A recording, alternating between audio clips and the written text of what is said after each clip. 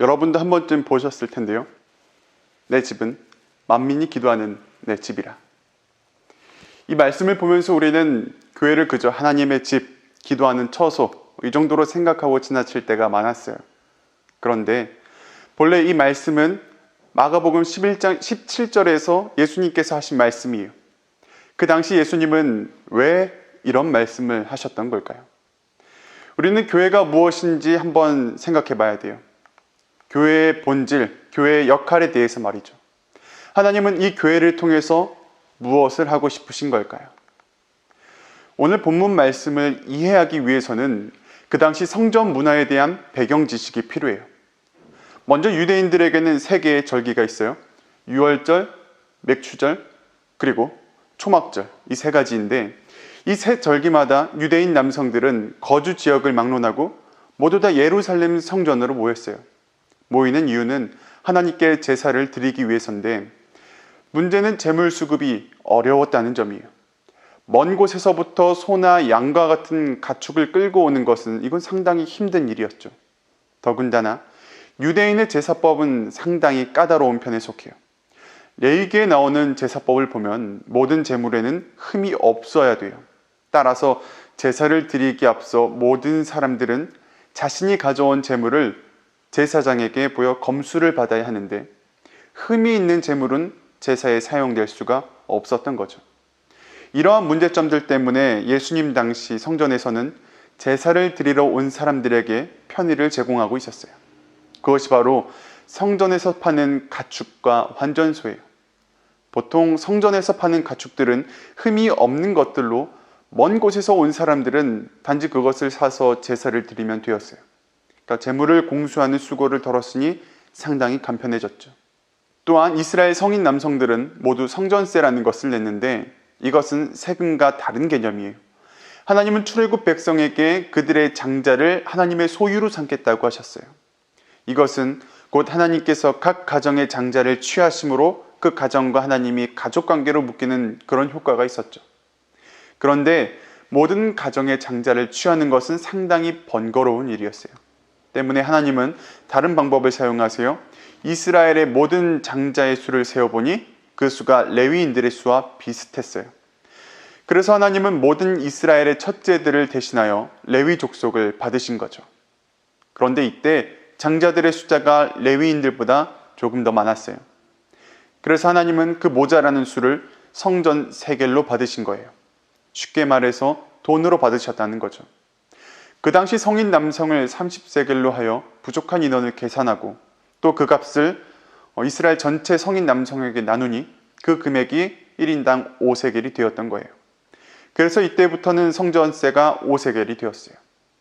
그런데 문제는 예수님 당시의 주하는 로마의 황제 얼굴이 새겨져 있었고 이것을 성전세로 내기에는 부적절하다는 인식이 있었죠.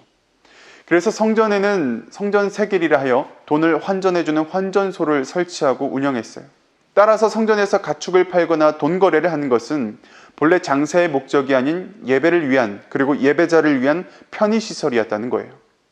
그러나 문제는 예수님 시대의 이 시스템이 상당한 부패를 가져왔다는 거예요. 먼 곳에서 가축을 가져온 사람은 불합격 판정을 받고 이 재물을 헐값에 팔아넘겼어요. 장사꾼들은 그것들을 가져다가 성전에서 판매를 했던 거죠.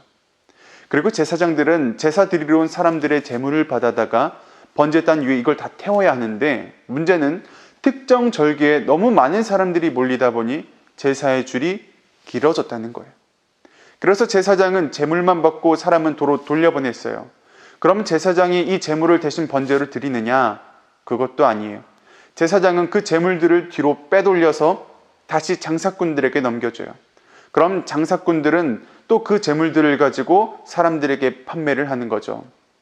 이 과정에서 장사꾼들은 제사장들에게 뇌물을 주었고 이러한 악습을 가지고 성전 장사를 해먹었던 거예요. 그러니까 한마디로 짜고 치는 고스톱이었다는 거죠. 그래서 그 당시 대제사장은 거의 왕과 같은 호화로움을 누렸다고 해요. 때문에 예수님은 분노하셨어요. 그래서 채찍을 들고 판을 엎으면서 오늘의 이 말씀을 하셨던 거죠. 본문 17절이에요. 이에 가르쳐 이르시되 기록된 바 내 집은 만민이 기도하는 집이라 칭함을 받으리라 하지 아니하였느냐. 너희는 강도의 소굴을 만들었도다 하시매. 자, 여기서 중요한 내용이 나와요. 내 집은 만민이 기도하는 집이라는 내용이에요. 이 말씀은 이사야서 56장 7절에 나오는 말씀을 인용한 거예요. 그리고 이러한 표현을 보다 먼저 사용했던 것은 열왕기상 8장 41절 이하에 나오는데 솔로몬의 축성기도에서 나타나죠. 이때 44절에서는 이방인들도 성전에 나와 유대인들처럼 기도할 수 있었다고 기록하고 있어요. 즉 성전은 만민이 주의 이름을 알고 이스라엘 백성처럼 하나님을 경외하는 장소로 이용이 되었다는 거죠. 그럼 우리는 이제 기도에 대해서 생각해 봐야 돼요. 기도란 무엇일까요? 기도는 헬라어로 테필라라고 하는데 이것은 팔랄이라는 단어의 파생어예요. 팔랄의 뜻은 판단하다라는 건데 이때의 판단은 당연히 하나님의 판단을 말하는 거겠죠. 따라서 기도를 한다는 것은 하나님의 판단을 구하는 것을 말해요.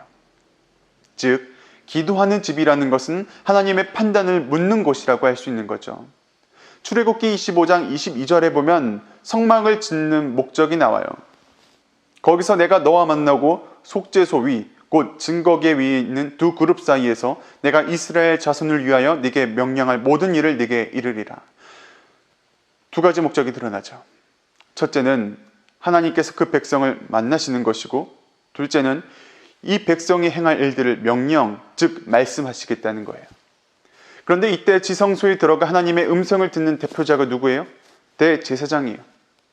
그러나 시간이 흘러 신약 성경에 와서는 예수님께서 우리의 영원한 대제사장이 되어주신다고 기록하고 있어요. 히브리서 8장에 보면 새로운 언약의 대제사장으로서 예수님이 친히 하나님과 우리 사이의 중보자가 되어주신다는 거죠. 그리고 고린도전서 6장 19절에 보면 하나님은 우리의 몸을 성령이 거하시는 성령의 전이라고 하셨거든요. 성령을 받는 모든 성도는 그 자신이 하나의 교회가 된다는 거예요. 그래서 결국 요한복음 14장 26절에 보면 예수님께서 약속하신 대로 보혜사 성령님께서 우리에게 오실 것인데 그 성령님의 역할이 이렇다는 거예요. 보혜사, 곧 아버지께서 내 이름으로 보내실 성령, 그가 너희에게 모든 것을 가르치고 내가 너희에게 말한 모든 것을 생각나게 하리라. 과거 성막 지성소 안에 있는 속죄소 앞에서 대제사장이 하나님의 말씀과 판단을 들었던 것처럼 오늘 우리들도 성령의 내주하심으로 하나님의 말씀과 판단을 듣게 되었다는 거예요. 이러한 성도들이 모인 교회는 그럼 어떤 곳이어야 할까요? 사도행전 2장 42절에서 참다운 교회의 모습을 한 구절로 제시하고 있어요. 그들이 사도의 가르침을 받아 서로 교제하고 떡을 떼며 오로지 기도하기를 힘쓰니라. 교회는 모여서 기도하는 곳이 되어야 해요. 교회의 순기능은 모든 성도를 하나님의 자녀답게 교육하고 살게 하는 데 있어요. 예수님의 일들을 계승하는 것이 참된 목적인 거죠. 그러기 위해서 교회는 기도의 처소로서의 역할을 수행할 수 있어야 돼요.